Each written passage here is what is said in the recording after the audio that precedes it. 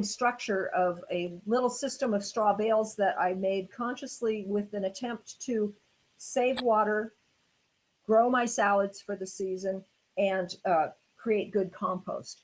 So what you're looking at here is a top-down view of two bales that are positioned like a pie. So there's a little pie shape in the middle. I started putting them on a radius. There are wooden trays on top of bales, which hold about 6 to 8 inches of soil. So my plants have a good start. In the middle here, on the space in between the bales, I just filled it with all the things you don't put in your garden beds, you know, all the little bits of rocks and roots and stuff that you pick out of your soil, your parent material, and the things that didn't go through your compost sifter. I just dumped them all in between the two bales. And then I put a terracotta pipe to build a little mini worm tower. So underneath this pipe here, which is topped with a saucer, that's where all my kitchen waste goes. Underneath the soil level, it's open, it's sitting on a couple of bricks, so the worms can get in and out and get to that pure nitrogen-rich kitchen waste and then move it back out into this straw bale system. That is ingenious.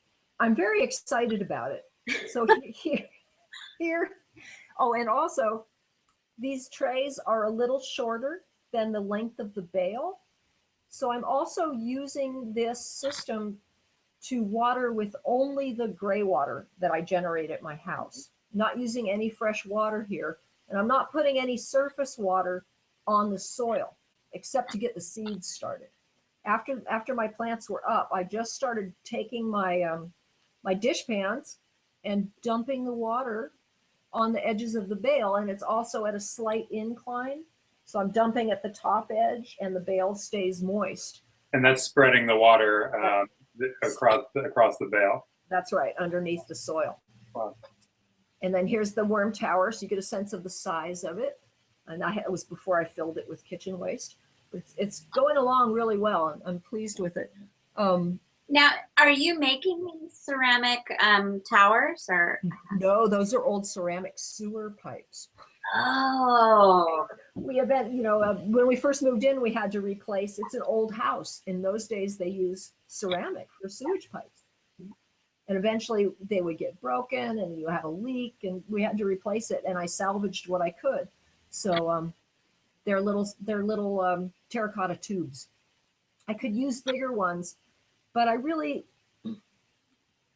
it's funny where everybody reaches their limits. And for me, my limit in the garden is I made a promise to myself not to buy any more plastic to use. Right. So I never made the transition to drip irrigation.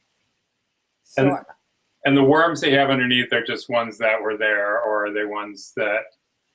I did not buy them. They came out of my compost pile when I sifted it. They're red wigglers, but how they got there, I couldn't actually say.